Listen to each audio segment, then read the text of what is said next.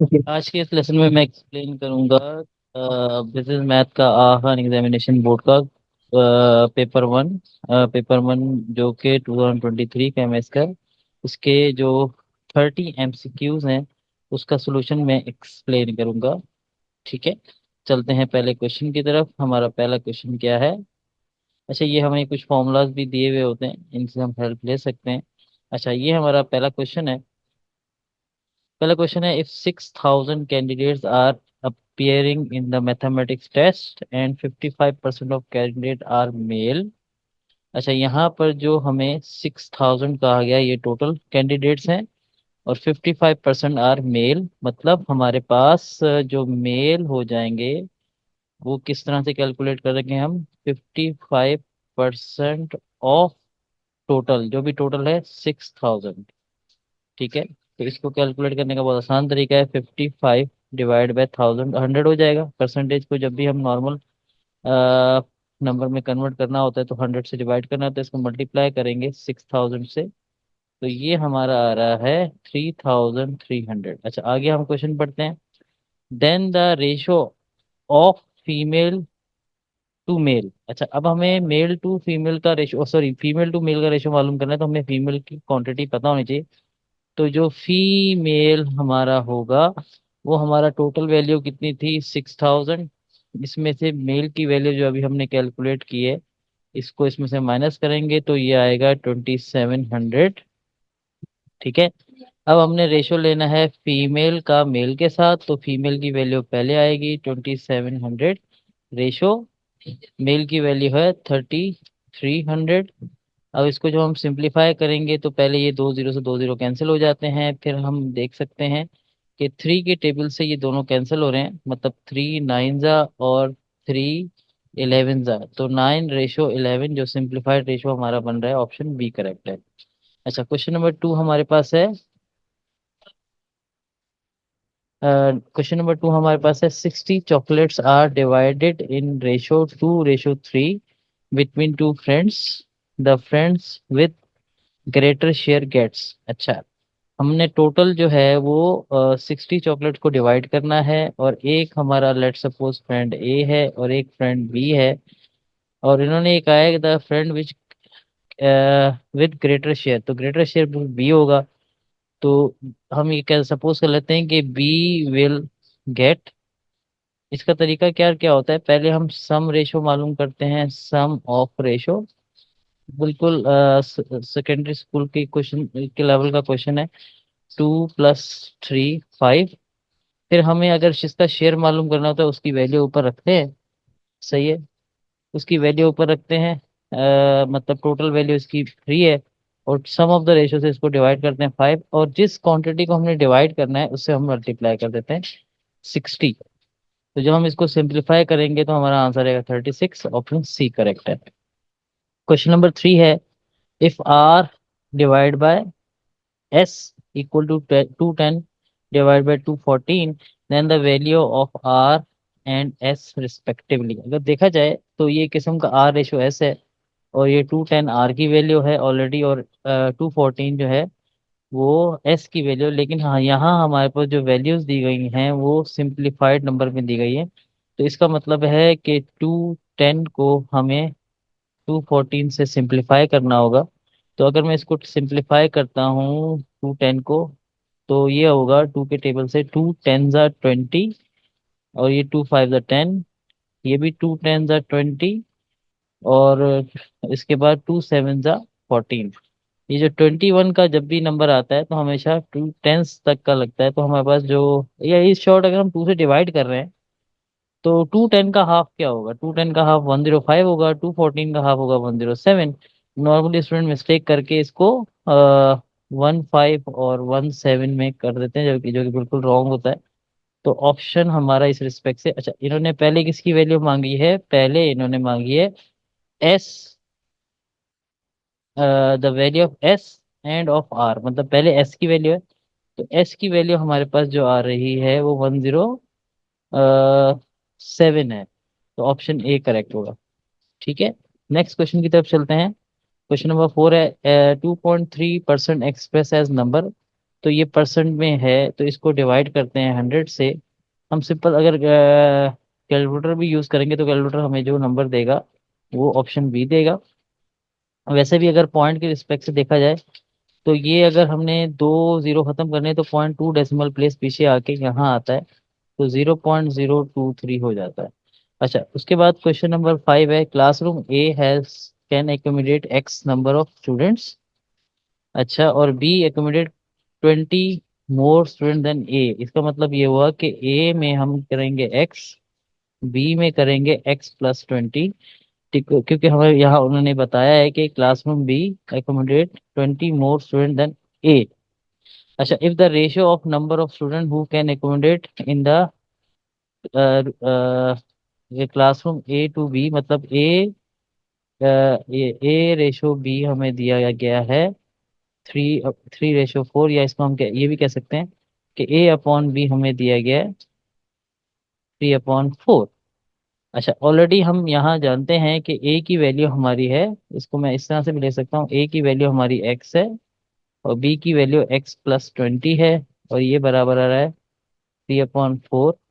तो बेसिकली मुझे कैलकुलेट क्या करना है, then the number of student that can be accommodated in classroom A. अच्छा, क्लासरूम ए की वैल्यू ऑलरेडी हम देख चुके हैं एक्स के बराबर है, तो यहाँ अगर हम इसको सिंप्लीफाई करके एक्स मालूम कर लेते हैं तो हमारा आंसर आ जाएगा। तो सिंपल सा है कि इक्वल के निशान के अक्रॉस हम क्रॉस मल्टीप्लाई करते हैं, तो ये हो जाएगा 4x, और ये 3 मल्टीप्लाई होगा, एक मिनट मैं इसको ब्रैकेट में लिख देता हूँ, x प्लस 20, 4x, 3x, 60 होगा, 3x वहां जाएगा 4x से माइनस होगा, 4x माइनस 3x x होता है, x बराबर होगा 60। तो इस रिस्पेक्ट से हमारा ऑप्शन जो है सी करेक्ट है, क्योंकि ए एक्स के बराबर है और एक्स हमारा अभी अभी हमने सी 60 कैलकुलेट किया है। अच्छा, नेक्स्ट हमारे पास क्वेश्चन नंबर 6 है, Ahmad invested 4,000 for 2 years and earn a simple interest of 200, then the आगे क्या दिया हुआ है, then the rate of interest. अच्छा, हमने रेट कैलकुलेट करना है, तो सबसे पहले हमें इन्होंने ये प्रिंसिपल अमाउंट दिया हुआ है, ये टाइम दिया हुआ है और इंटरेस्ट दिया हुआ है। अगर आपको फॉर्मूला याद हो, एक मिनट पहले मैं इसको इरेज कर देता हूँ। हाँ, अगर हमें फॉर्मूला याद हो, वो फॉर्मूला कुछ इस तरह से होता है कि आई बराबर होता है PRT। आर हमारा अगर क्या कहते हैं, हमने कैलकुलेट करना है PRT, तो आर का फॉर्मूला क्या होगा, I/PT। क्या हमें आई की वैल्यू गिवन है, बिल्कुल गिवन है 200, और पी की वैल्यू गिवन है वो है 4000, और हमारे पास जो टाइम है वो टी है, तो सॉरी टाइम हमारा 2 years है। इसको इन सबको हम कैलकुलेट करेंगे तो हमारा जो आंसर आ रहा है वो आ रहा है 0.025। अच्छा, एक नंबर में आता है तो इसको परसेंट में कैलकुलेट करने के लिए हम इसको मल्टीप्लाई बाय 100 कर देते हैं, ताकि ये चीज़ 100% में कन्वर्ट हो जाए, तो ऑप्शन ए हमारा करेक्ट होगा। क्वेश्चन नंबर 7 है, if an amount is invested for 10 years and the interest is compounded quarterly, then the number of compounded period will be। अच्छा, हमने तो टोटल टाइम है वो 10 years है, ठीक है, और हमने कंपाउंडेड क्वार्टरली का मतलब है कि एक साल में कितने पार्ट हो गए, 4 पार्ट, क्वार्टरली का मतलब होता है 4। तो टोटल पीरियड्स की बात हो रही है, द नंबर ऑफ पीरियड्स, तो फिर 10 × 4 हो जाएगा 40, आंसर आएगा, ऑप्शन बी करेक्ट होगा। अच्छा, उसके बाद हमारे पास क्या दिया हुआ है, कामिल टू का loan of 800,000 from a bank at 5% interest rate compounded annually for the period of 3 years. The number of interest to be paid on the principal amount at the end of 3 years will be। अच्छा, हमें interest compound interest calculate करना है, तो compound interest calculate करने का जो formula होता है वो ये होता है कि अमाउंट माइनस जो भी हमारा प्रीमियम प्रिंसिपल वैल्यू है, और अमाउंट का जो हमारा फॉर्मूला होता है वो होता है P × 1 + R⁻n - P हो जाएगा। तो हम ये वैल्यूज अगर पुट करते हैं, P की वैल्यू हमारी है 800,000, 1 R हमारा है 5%, का मतलब है कि 5 को मैं 100 से डिवाइड कर देता हूँ, तो ये हो जाएगा 0.05, और n हमारा 3 इयर्स होगा। क्योंकि ये एनुअली है तो इसके अंदर पीरियड से मल्टीप्लाई नहीं होगा, तो ये 3 आएगा, -800,000। तो जब मैं ये सारी कैलकुलेशन करूंगा with the help of calculator, so I will get 126,100। तो ऑप्शन बी करेक्ट होगा। नेक्स्ट हमारे पास क्वेश्चन है, the X intercept of a line A X plus B Y equal to 1 is. इसे याद रखें, हमें यहाँ एक्स इंटरसेप्ट मालूम करना है और हमें एक इक्वेशन दी गई है। तो जब भी हमें एक्स इंटरसेप्ट मालूम करना हो और इक्वेशन गिवन हो तो वाई को हम जीरो पुट कर देंगे। तो ये हो जाएगा A X plus B into zero equal to 1। तो ए एक्स बराबर हो जाएगा 1 और एक्स बराबर हो जाएगा 1/a। तो ऑप्शन सी करेक्ट होगा।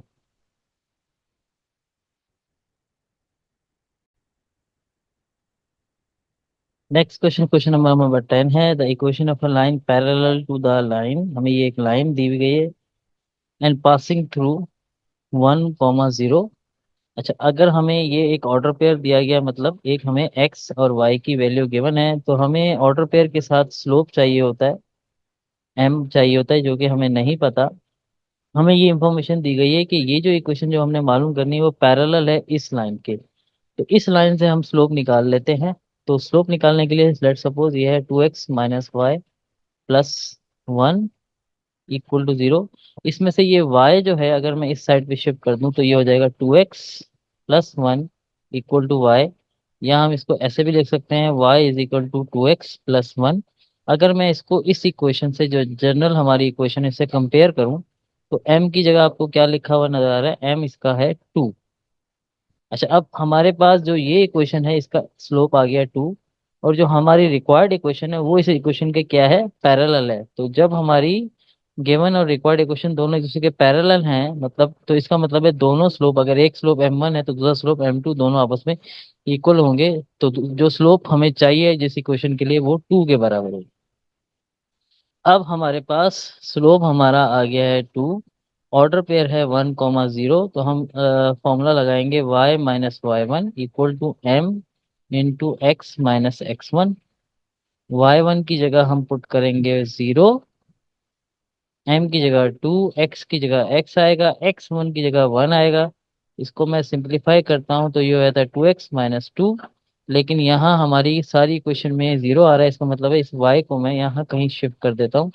तो 2x यहाँ प्लस का y है, यहाँ आके -y - 2, और ये पूरी टर्म 0 के बराबर हो गई। तो अगर आप गौर से देखें, हमारे पास ऑप्शन बी जो है वो इस इक्वेशन से मैच हो रहा है। ठीक है जी। नेक्स्ट क्वेश्चन हमारा क्वेश्चन नंबर 11 है, the gradient of the line shown in the given graph is. अच्छा, अगर आप और से देखें, अगर हम लेफ्ट टू राइट मूव कर रहे हैं तो हमारा लाइन नीचे की तरफ यानी कि डिक्लाइन में जा रहा है, तो इसका मतलब है इसका ग्रेडियंट नेगेटिव है। नेक्स्ट क्वेश्चन है question number 12, the y intercept of the line 2x - 3y - 6 equal to 0। अभी हमने क्वेश्चन किया था x इंटरसेप्ट का। जब हमने y इंटरसेप्ट मालूम करना है इसका मतलब है हमने x 0 पुट करना है। तो ये हो जाएगा 2 × 0, x की जगह मैंने 0 पुट कर दिया है, -3y - 6 इक्वल टू 0। उसके बाद आएगा -3y, ये -6 वहां जाएगा तो +6 हो जाएगा। तो फिर y बराबर होगा 6/-3, कट के ये बचेगा -2। तो ऑप्शन ए करेक्ट है। इसके बाद है the solution set of the quadratic equation x² -5x + 6 equal to 0। अच्छा, ये जो है इसको हम क्वाड्रेटिक फॉर्मूला से भी सॉल्व कर सकते हैं, जो कि क्वाड्रेटिक फॉर्मूला अगर आपको याद हो वो होता है x बराबर है -b ± √b² - 4ac/2a। और इसको अगर हम फैक्टराइजेशन मेथड में मिडिल टर्म से भी कर सकते हैं। तो मैं मिडिल टर्म से बताता हूँ कि ये लिखा हुआ है x² माइनस का 5x + 6 इक्वल टू 0। यहाँ हमारे पास जो 6 के फैक्टर है वो 2 × 3 बन सकता है, क्योंकि 2 और 3 को ऐड करता हूँ तो हमारा 5 बन जाता है, मिडिल टर्म बन जाती है। तो इसका मतलब है ये हो जाएगा x² माइनस का 3x माइनस का 2x + 6 equal to 0। x common है, x - 3 बचेगा, यहाँ से -2 कॉमन है तो x - 3 बचेगा। फर्दर ये x-3 और x-2 हो जाएगा, एक मिनट, ये x-2 हो जाएगा इक्वल टू 0। तो x इक्वल टू 1 आ जाएगी, 3 वैल्यू सिंप्लीफाई होगी, और एक x इक्वल टू 2 आ जाएगी। तो जो हमारा सोल्यूशन सेट है मतलब इस क्वाड्रेटिक इक्वेशन का, वो डी है। नेक्स्ट क्वेश्चन हमारा क्वेश्चन नंबर 14 है, the sum of X intercepts, मतलब हमें एक्स इंटरसेप्ट का सम मालूम करना है। इंटरसेप्ट्स हैं, इसका मतलब है दो हैं। ऑब्वियस सी बात है, ये कर्व है, कर्व एक्स के एक्स एक्सिस को दो जगह पर पुट कर कट कर रहा है। एक एक एक्स, एक हमारा इंटरसेप्ट है ए और दूसरा है -a। अगर मैं इन दोनों को ऐड करूं, मतलब a प्लस -a, तो ऑब्वियसली मेरा आंसर 0 आएगा। तो ऑप्शन ए करेक्ट है। क्वेश्चन नंबर 15 में हमसे कहा जा रहा है, the given graph represent a quadratic function. ये हमारा एक पैराबोला की शक्ल है। The domain of the given quadratic function consist of. अच्छा, अगर आपको याद हो कि पैराबोला में, या अगर ये भी याद हो कि पैराबोला बेसिकली एक क्वाड्रेटिक इक्वेशन का फंक्शन होता है, तो क्वाड्रेटिक इक्वेशन का जो डोमेन होता है वो होता है ऑल वैल्यूज ऑफ एक्स, और ऑल वैल्यूज ऑफ एक्स जो होते हैं वो ऑल रियल नंबर्स होते हैं। तो ऑप्शन डी करेक्ट होगा। नेक्स्ट हमारे पास एक और पैराबोला की शेप नजर आ रही है। The given graph represent a quadratic function. The maximum value of quadratic function is, अगर हम इसको और से देखें, हमारे पास ये हमारी मैक्सिमम वैल्यू जो है वो 2 पे मिल रही है। तो हमारा ऑप्शन सी करेक्ट होगा। याद रखें ये +2 है, -2 तो नीचे है, तो ऑप्शन सी बहुत केयरफुली +2 होगा। उसके बाद है question number 17, consider the simultaneous equation 3x² + 3 = 3। Okay, यहाँ पर फिर 3y - 3x और =3 है। On the solving this equation the y value of y। अच्छा, अब वैल्यू ऑफ y अगर हमें निकालनी है तो एटलीस्ट हमें x की वैल्यू पता हो। हम इसी क्वेश्चन से x की वैल्यू निकाल लेते हैं। वो कैसे? ये हो गया 3x², ये प्लस का 3 उस साइड पे जाता है, तो 3 - 3, तो क्या हो जाता है ये 0, और ये 3 यहाँ जाता है तो x² भी 0, और इसका मतलब है x भी 0। तो मैं इसको करता हूँ, तो अब ये x0 मैं यहाँ पुट कर देता हूँ। तो 3y माइनस का 3 इंटू 0 इंटू 3, ये 0 हो गया, तो 3y = 3 आ गया, और ये y बराबर आ गया 3/3, y बराबर आ गया 1। ऑप्शन सी करेक्ट होगा। अच्छा जी, नेक्स्ट क्वेश्चन जो है हमारे पास क्वेश्चन नंबर 18 है, the sum of root of the quadratic equation. अच्छा, ये क्वाड्रेटिक इक्वेशन का हमने is m, then the value of m will be. अगर आपको याद हो, सम ऑफ रूट का फॉर्मूला जो होता है वो होता है -b/a। तो पहले तो हमें इसको कोऑर्डिनेट इक्वेशन की शक्ल में लाना पड़ेगा, क्योंकि ये कुछ कॉम्प्लिकेटेड है, इसको थोड़ा सा सिंप्लीफाई करना पड़ेगा। ये हो गया 5 प्लस, यहाँ पर हमारे पास 2x - 3x = 5। पहले मैंने इक्वेशन मैंने कॉपी कर ली है। पहले ये ब्रैकेट ओपन करते हैं, ये x 2x² - 3x = 5। इसके बाद ये 2x अपनी जगह पर है, माइनस का 3x अपनी जगह पर है, यहाँ +5 भी अपनी जगह पर है, और ये 5 यहाँ से यहाँ आके -5 हो जाता है, ये =0। और ये 5 से 5 कट कट गया। तो हमारे पास जो क्वाड्रेटिक इक्वेशन बन रही है 2x² - 3x = 0। यहाँ a की वैल्यू हमारी आ रही है 2 और b की वैल्यू आ रही है -3। तो सम ऑफ रूट के फॉर्मूले के हिसाब से b की जगह -3 पुट होगा, a की जगह पर 2 पुट होगा, तो ये हो जाएगा 3/2। ऑप्शन सी करेक्ट है। नेक्स्ट हमारे पास क्वेश्चन नंबर 19 है, इफ x = by। जी, ये क्वेश्चन है, if x = by and a = b - 2, then the value of x/y in term of a।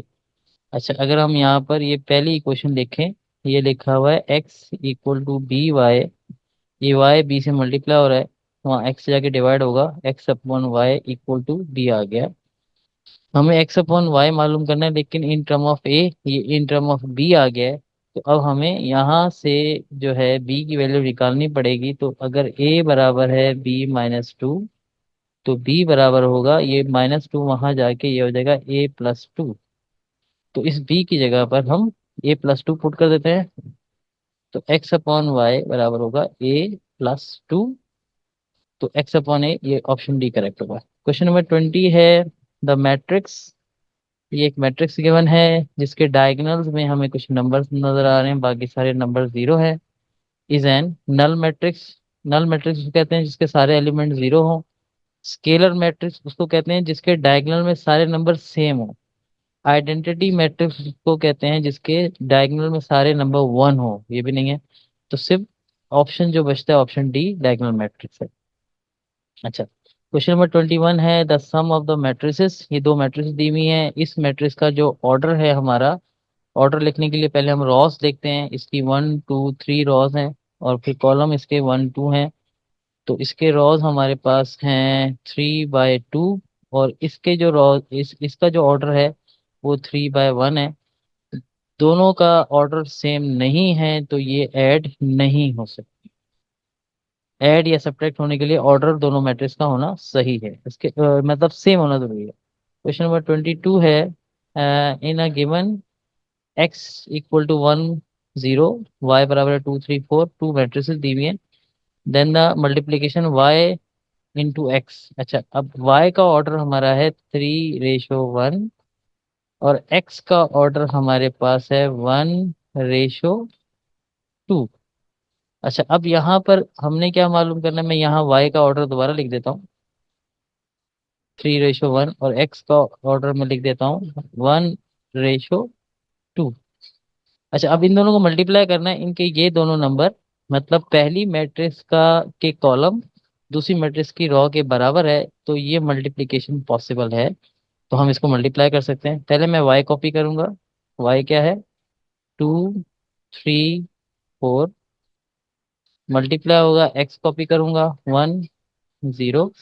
अच्छा, इसकी रॉ इसके कॉलम से मल्टीप्लाई होगी, तो 2 1 आएगा।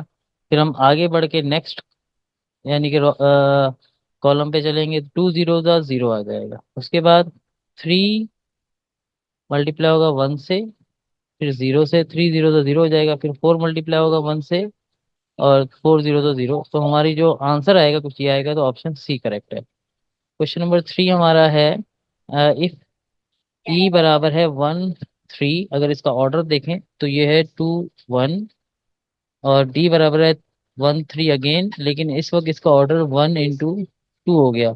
Then the order of the matrix E D. अच्छा, अब याद रखें, ई डी का मतलब है कि ये दोनों आपस में मल्टीप्लाई होंगे। पहले हम चेक करें ये मल्टीप्लाई हो सकते हैं, बिल्कुल हो सकते हैं, क्योंकि इसके ये जो दोनों नंबर है, मतलब पहली मैट्रिक्स के कॉलम दूसरी मैट्रिक्स के रॉ के इक्वल हों, तो हो सकते हैं। अच्छा, अब एक और चीज हमें याद करनी होगी कि जब ऐसी कंडीशन हो तो हमारे पास जो रिजल्टेंट मैट्रिक्स आती है, तो उसका ऑर्डर क्या होता है। उसका ऑर्डर, ये जो लास्ट, ये जो पहली वाली मैट्रिक्स के जो हमारा पहला नंबर है, मतलब रॉ का नंबर है, और दूसरी मैट्रिक्स का जो कॉलम का नंबर है, यही इसका मतलब मल्टीप्लिक ऑर्डर होता है, रिजल्टेंट का ऑर्डर होता है। तो हमें मल्टीप्लाई करने की जरूरत नहीं है, अगर हमें सिर्फ इन टर्म ऑफ ऑर्डर आंसर चाहिए। तो ई डी बेसिकली 2/2 मैट्रिक्स का ट्रांसपोज लेना है। तो जब 2/2 का ट्रांसपोज लेंगे तो वो 2/2 ही रहेगा। तो ऑप्शन सी करेक्ट है। क्वेश्चन नंबर 24 है इफ एक्स +4 + 4 8 1 - 2, ये कौन सी मैट्रिक्स से मल्टीप्लाई हो रहा है, ये हो रहा है आइडेंटिटी मैट्रिक्स से। n = 6 7 1 2। अच्छा, याद रखें, जब भी कोई मैट्रिक्स आइडेंटिटी मैट्रिक्स से मल्टीप्लाई हो रही है, ये ऐसे ही मल्टीप्लाई होना है जैसे कोई चीज 1 से मल्टीप्लाई हो। तो ये इससे मल्टीप्लाई होके सेम वही मैट्रिक्स रह जाएगी, 4 8 1 - 2। मतलब आप इस मैट्रिक्स को 1 समझें, कि जैसे हमने इसको किसी चीज को 1 से मल्टीप्लाई किया है। इक्वल टू ये है 6 1 7 2। फिर ये यहाँ ऐड हो रहा है, वहां जाके सब्ट्रैक्ट होगा। तो x बराबर होगा 6 7 1 2 -4 8 1 - 2। फिर हम 6 - 4 करेंगे, 7 माइनस 8 करेंगे, वन, अच्छा यहाँ भी वन दिया हुआ है, ये वन माइनस वन होगा, फिर आएगा टू माइनस माइनस प्लस हो जाएगा। तो जो ऑप्शन बनेगा वो बनेगा two minus one zero four. तो ऑप्शन जो बन रहा है सी करेक्ट बन रहा है। नेक्स्ट हमारे पास है, अच्छा क्वेश्चन नंबर 25 है।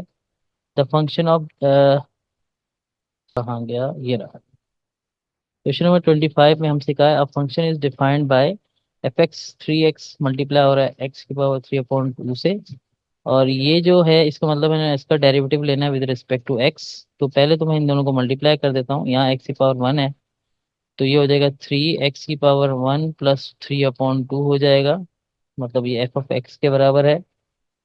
एफ ऑफ एक्स आएगा थ्री एक्स की पावर हो जाएगी five upon two. Now what I will do, I will take derivative with respect to X. तो जब हम डेरिवेटिव लेते हैं तो खास तौर पे, तो ये जो पावर है ये यहाँ मल्टीप्लाई होगी, तो फाइव अपॉन टू मल्टीप्लाई होगा थ्री से, और फिर एक्स की पावर में से एक कम हो जाएगा। तो ये हमारे पास हो जाता है 15/2, और x की पावर जब 5/2 माइनस होगा वन से तो ये आएगा 3/2। तो इस रिस्पेक्ट से हमारा ऑप्शन ए करेक्ट है। नेक्स्ट है curve represent by y equals to two X. Two X under root के अंदर है, gradient of the tangent of the curve x equal to A will be. अच्छा ग्रेडियंट मालूम करना है, मतलब हमें D Y by D X मालूम करना है, और D Y by D X का मतलब है हमने इस फंक्शन का डेरिवेटिव लेना है with respect to x.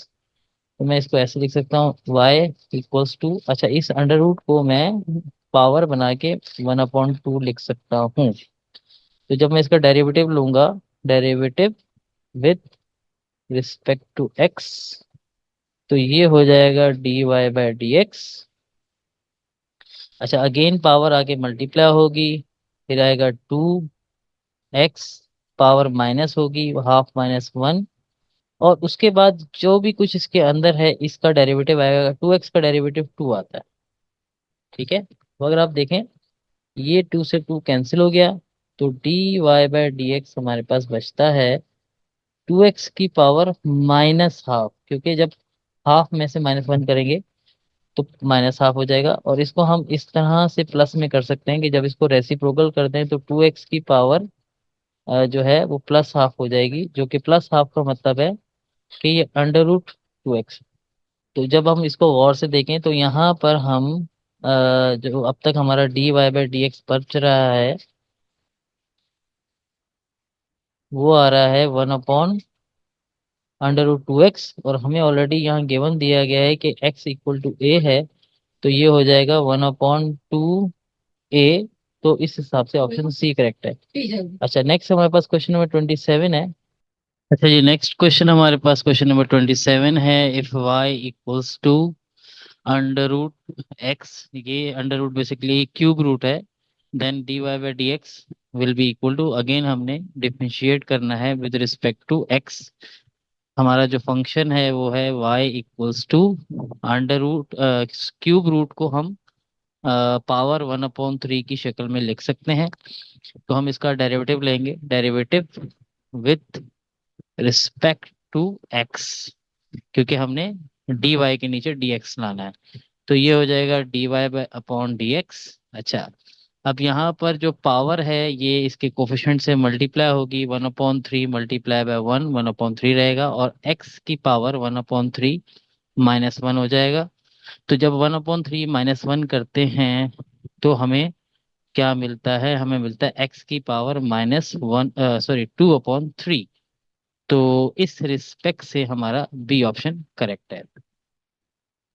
Next question की तरफ चलते हैं, क्वेश्चन नंबर 28। अगेन ये भी एक डेरिवेटिव का ही क्वेश्चन है, इसको हमने डायरेक्टली डेरिवेट करना है। फंक्शन दिया हुआ है, पहले हम इसको y इक्वल्स टू ब्रैकेट में x plus three upon four लिख लेते हैं, पावर इसकी वन अपॉन टू होगी। अच्छा अगेन जब हम इसको डेरिवेट करेंगे, derivate with respect to x, तो ये हो जाएगा D Y by D X, power यहाँ कोफिशिएंट से मल्टीप्लाई होके वन अपॉन टू हो जाएगी। उसके बाद जो हमारा मेन x+3/4 है, इसकी पावर 1 माइनस हो जाएगी, मतलब हाफ -1। अच्छा, अब उसके बाद ये जो कुछ भी हमारा इसके अंदर मौजूद है, इस पूरे का डेरिवेटिव आएगा। मतलब x+3/4 का डेरिवेटिव क्या होगा। ठीक है, तो अब हम आगे फर्दर इसको कैसे सॉल्व करेंगे, 1/2 वैसे ही रहेगा।